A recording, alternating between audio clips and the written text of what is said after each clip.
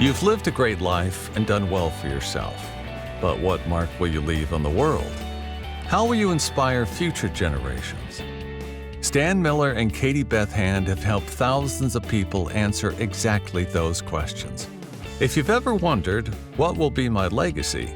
You're in the right place. Welcome to the Your Life, Your Legacy podcast. Now, here are your hosts, Stan and Katie Beth.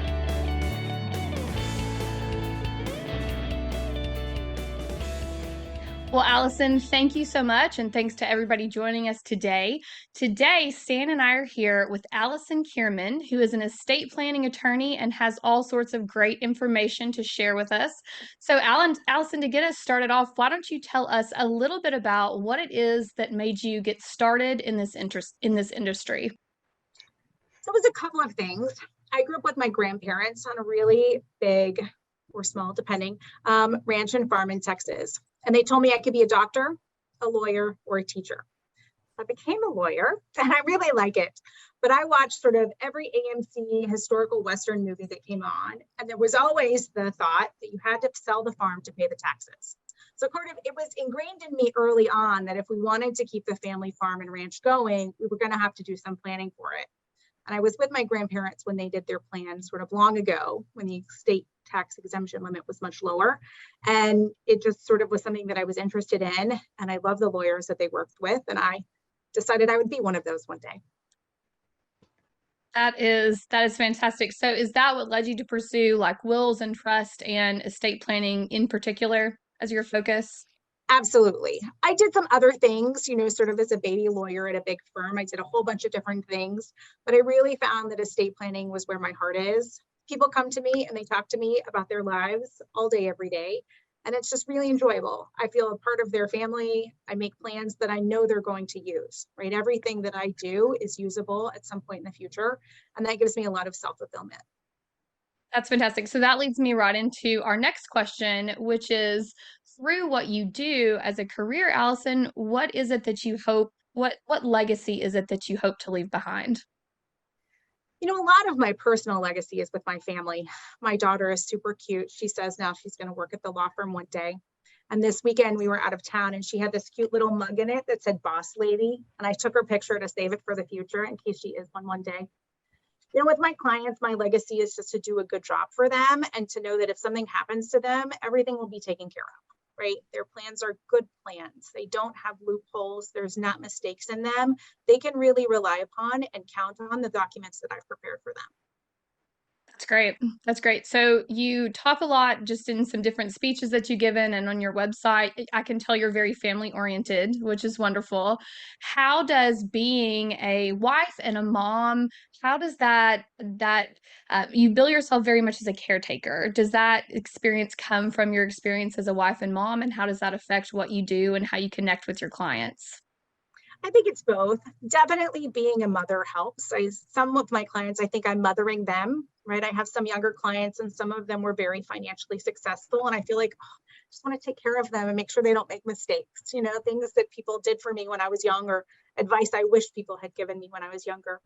For my older clients, I think sometimes the role is a little bit reversed. They give me parenting advice, which I love. I'm always happy to get someone's good ideas and make sure that I'm doing what I can for my family.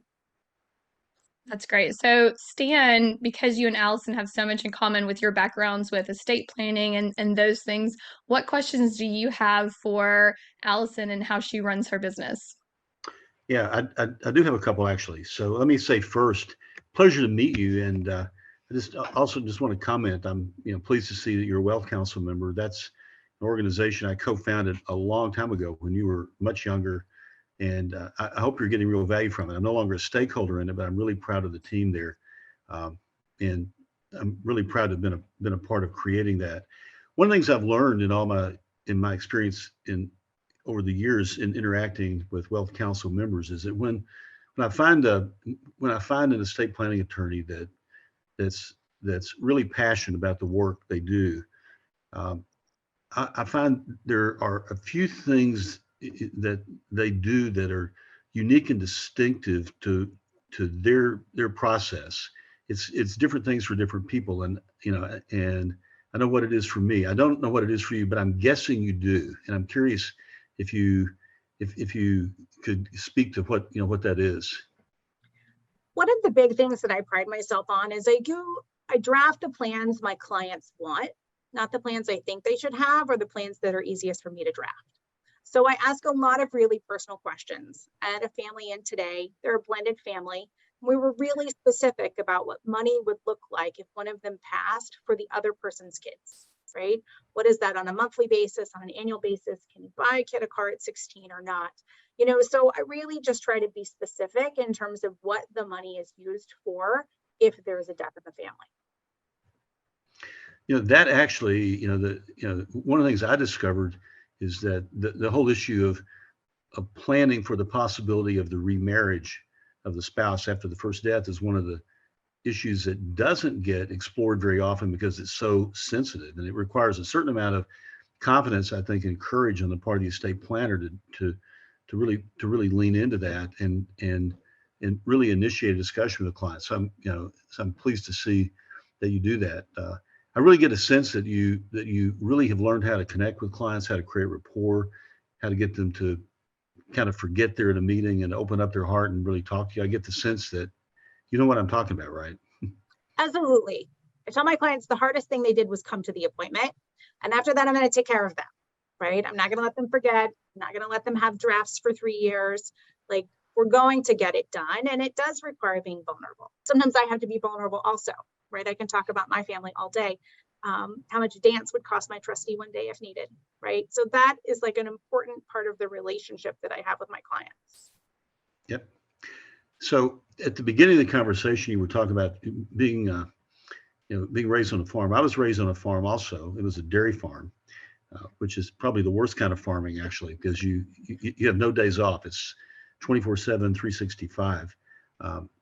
But I'm curious, are there, in your practice now, are there niches that you have, specific kinds of clients that you serve, or specific things that you do that you think you're particularly good at? I think it depends. I like to think that I'm good with most any client because I want to know what their goals are and we get there, right? Obviously, people who have family farms and family ranches, I've personal experience. My grandparents have passed. We now have trustee issues. And, I have real life practical advice to offer people or just experiences to share. And I can tell you what's gone right, what's gone wrong, and where to look for things. The same with vacation homes, right? In Arizona, we have a lot of snowbirds. It's like, are you keeping the house or not? What does it look like to keep the house? Who's paying for the maintenance in 20 years, right? So those are really interesting things that I get to do. I have kids. Anybody with kids is a good client because I want to hear about their kids and how they want to protect them, whether their grandparents are a good guardian or not. So there's a lot of different aspects, I think, of my life that I definitely bring to the table in my planning. Do you have a lot of opportunities to do planning for farmers and ranchers in Phoenix? I wouldn't think, you're in Phoenix, right? I am.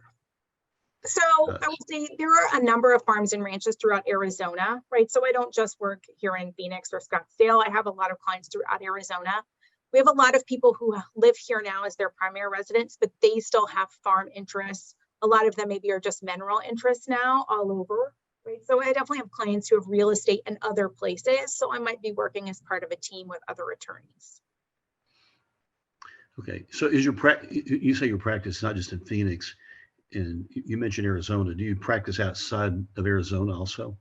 No, I practiced across Arizona. That's where I'm licensed. So it's people who are primary residents within Arizona, but if they have property in other places or interests other places, that's something that we have to tackle with the comprehensive plan. So I've never been a mom, probably never will be, but I'm wondering, how do you balance this? How do you have this mom work-life balance? How do you manage that? It's not always easy, right? So I think you have to acknowledge that you're going to drop a ball or two every now and then. I set up my work life very similar, though, to my kids' life, right? So I work when they're at school or activities, and when they're off, I try to take off, right? So last Friday, my daughter was on fall break. It's very hard for me as a mom to work when my kids aren't working because I'm either distracted or I feel too guilty.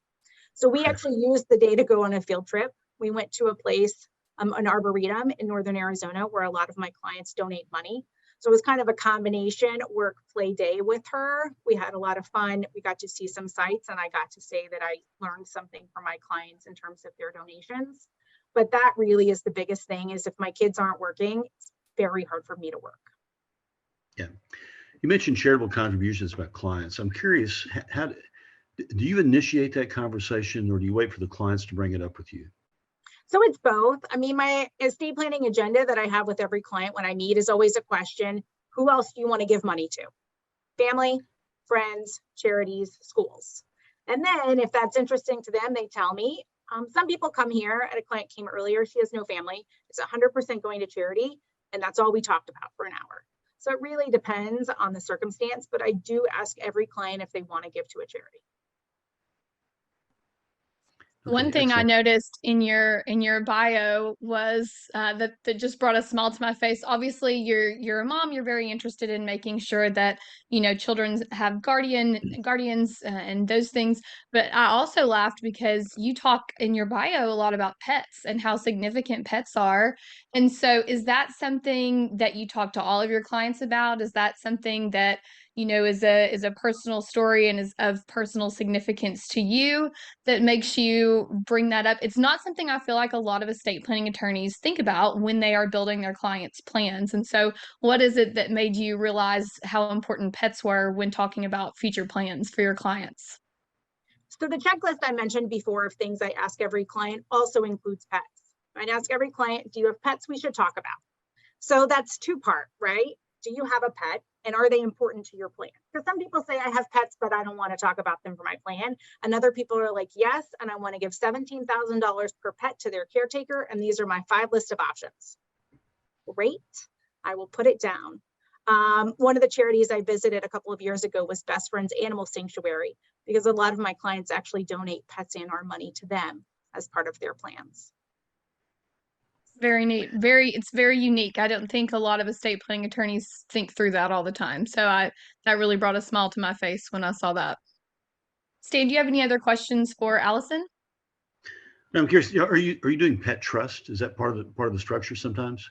Yes, usually it's like a sub. I would say part of it is no. It's just an outright. Here's my cat and 17 grand, and I'm gifting you. Right? That is much easier to manage from a sub-trust perspective.